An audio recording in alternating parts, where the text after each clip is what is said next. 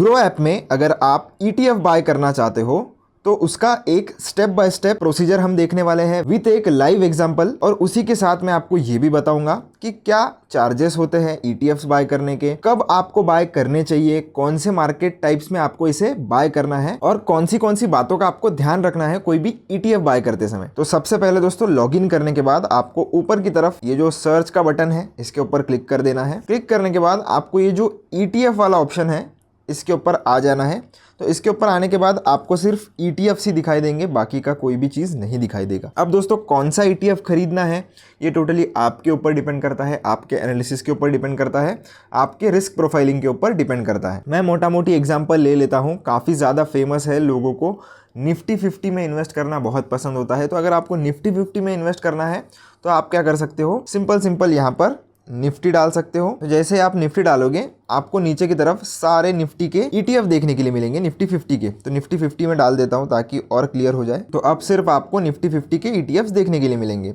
तो इसमें से आपको जो चूज़ करना है आप कर सकते हो, ऐसा कोई कंपल्शन नहीं है कि यही लेना है या वही लेना है, आपकी मर्जी है, आपके हिसाब से आप ले सकते हो।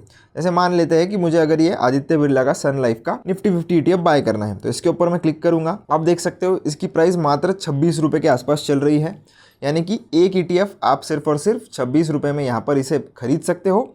इसके बाद आपको अगर और चीज़ें देखनी है ETF के बारे में, जैसे इसका परफॉर्मेंस वगैरह, तो आप देख सकते हो। नीचे अगर हम आ जाएंगे तो इसकी कैटेगरी वाइज रिटर्न्स आप देख सकते हो, इसकी रैंक कितनी है कैटेगरी में, एक साल में इसने कितना रिटर्न दिया है, कैटेगरी ने कितना दिया है, ये सारी चीज़ें आप देख सकते हो। फिर AUM यानी कि एसेट्स अंडर मैनेजमेंट कितना है, P ratio, PB ratio, expense ratio कितना है, ये सबसे इंपॉर्टेंट होता है दोस्तों। क्योंकि अगर आप ETF ले रहे हो तो आपको ये ध्यान में रखना है कि उस पर्टिकुलर ETF का जो एक्सपेंस रेशो है वो थोड़ा कम हो।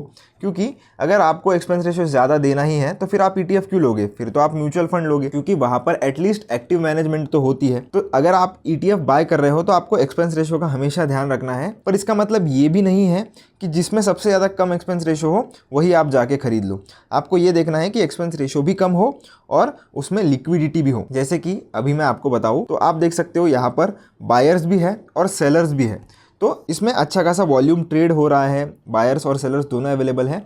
तो क्या होता है कि अगर आप कोई लिक्विड ETF में अगर पैसा डालोगे तो जब भी आपको बेचना होगा तब आपको कोई दिक्कत नहीं आएगी। वरना अगर आप कोई ऐसे ETF में फंस जाते हो जिसमें सेलर्स ही नहीं है या बायर्स ही नहीं है तो उस केस में आपको थोड़ी दिक्कत हो सकती है।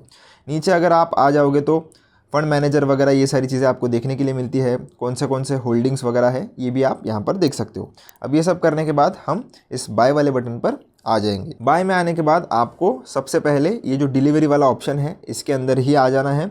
इंट्राडे और MTF में आपको ETF नहीं खरीदने हैं। अगर आपको बहुत ही ज़्यादा नॉलेज है तो फिर आप इंट्राडे ट्रेडिंग वगैरह भी इसमें कर सकते हो, पर मैं आपको स्ट्रिक्टली एडवाइस करूंगा कि आप बिल्कुल भी इंट्राडे और MTF के चक्कर में ना पड़े ETFs के केस में। तो उसके बाद आपको क्वांटिटी यानी कि कितने नंबर ऑफ ETFs खरीदने हैं वो यहाँ पर एंटर कर लेनी है।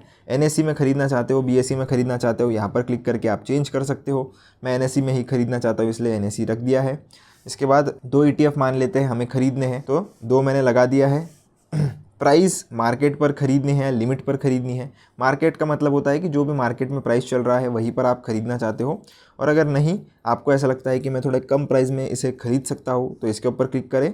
ये लिमिट पर सेट हो जाता है और आप आपकी मनचाही प्राइस डाल सकते हो जो कि मार्केट प्राइस से कम होनी चाहिए। जैसे मान लेते हैं कि मुझे इसे 26 रुपये में खरीदना है, इसका भाव अभी 26.3 के आसपास चल रहा है, तो मैंने 26 पर इसे सेट कर दिया है। अब अगर आज के दिन में इसका प्राइस 26 आ जाता है तो ही मेरा ये ऑर्डर एग्जीक्यूट होगा, नहीं आता है तो end of the day automatically order cancel भी हो जाता है। तो आपको ये ध्यान रखना है दोस्तों, अगर आप लिमिट ऑर्डर यूज कर रहे हो तो उस केस में आपका प्राइस आना चाहिए मार्केट में, अगर नहीं आता है तो आपका ऑर्डर एग्जीक्यूट नहीं होता है। तो अगर आपको तुरंत बाय करना है दोस्तों तो फिर आपको मार्केट वाला ऑप्शन ही चूज करना पड़ेगा, जो कि मुझे करना है, इसलिए मैं मार्केट वाला ऑर्डर लगा देता हूँ। नीचे की तरफ आपको ये देखने के लिए मिलेगा कि इस पर्टिकुलर ऑर्डर को एग्जीक्यूट करने के लिए आपके पास मार्जिन कितना होना चाहिए। तो 53 रुपीज़ होने चाहिए और मेरे पास लगभग 650 रुपये है, तो आराम से ऑर्डर एग्जीक्यूट हो जाएगा।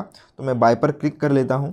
जैसे ही बाय पर क्लिक करूंगा आप देख सकते हो हमारी बाय ऑर्डर सक्सेसफुल हो गई है। अगर आप लिमिट ऑर्डर लगाते हो तो बाय ऑर्डर प्लेस्ड आएगा, क्योंकि फिर वो एग्जीक्यूट तुरंत होगी नहीं होगी हम कह नहीं सकते। फिर डन पर हम क्लिक करेंगे और जैसे ही आप डन पर क्लिक करते हो आप आ जाते हो डायरेक्टली आपके होल्डिंग्स वाले सेक्शन में। होल्डिंग्स वाले सेक्शन में क्यों? क्योंकि हमने डिलीवरी में खरीदा है। डिलीवरी में हम जो भी चीज़ खरीदते हैं वो लॉन्ग टर्म के लिए होती है, उसे हम जब तक चाहे तब तक होल्ड कर सकते हैं, इसीलिए वो आपके होल्डिंग्स वाले सेक्शन में आ जाता है। अगर हम नीचे देखेंगे तो ये वाला जो ETF है वो हमारा आ चुका है। अगर आपको इसे बेचना भी होगा तो आप इसे बेच भी सकते हो। आपको सिंपली जैसे आप शेयर बेचते हो वैसे ही ETFs को भी आप बेच सकते हो, और अगर आपको और ख़रीदने हैं तो आप इसे और ख़रीद भी सकते हो। काफ़ी लोगों को ये क्वेश्चन भी होता है कि इसका होल्डिंग पीरियड कितना होता है, क्या मैं इसे 2 साल 4 साल 5 साल होल्ड कर सकता हूँ?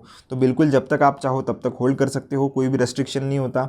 चाहे 1 दिन आप होल्ड करिए, चाहे आप 10 साल होल्ड करिए, जब आपको बेचना है तब आप बेच सकते हो। बस आपको इन्हें मार्केट आवर्स पर ही बेचना है, क्योंकि ये जब मार्केट खुला होता है तभी इनकी बाइंग सेलिंग होती है। म्यूचुअल फंड्स में जैसे आप कभी भी ऑर्डर प्लेस कर सकते हो, वैसा आप ETFs में नहीं कर सकते। बोनस टिप मैं आपको देना चाहता हूँ दोस्तों, अगर आप अभी तक वीडियो देख रहे हो तो चैनल को सब्सक्राइब जरूर कर देना और वीडियो को लाइक कर देना, क्योंकि ये जो टिप मैं आपको देने वाला हूँ ये बहुत इंपॉर्टेंट है। मार्केट जब भी दोस्तों करेक्ट करता है, जैसे मान लीजिए टॉप से मार्केट अगर 5% गिर जाता है, तो आप क्या कर सकते हो? ETFs खरीद सकते हो, क्योंकि आप ऑलरेडी 5% के डिस्काउंट्स में ETF खरीदोगे। फिर वहां से अगर और मार्केट 5% गिर जाता है तो आप और ETFs खरीद सकते हो। मार्केट गिर गिर के कितना गिरेगा? अगर सारी चीज़ें सही है इकोनॉमी में तो मैक्स टू मैक्स है 30% गिर जाए, वर्स्ट केस सिनेरियो, या उससे ज़्यादा अगर गिरता है तो फिर वो रिसेशन के अंदर आ जाएगा, जो कि बहुत ही 5 से 10 साल में एक बार हमें देखने के लिए मिलता है। तो अगर आप 5% के करेक्शन पे अगर ETFs ऐड करोगे तो जब कभी भी मार्केट एक नया हाई लगाएगा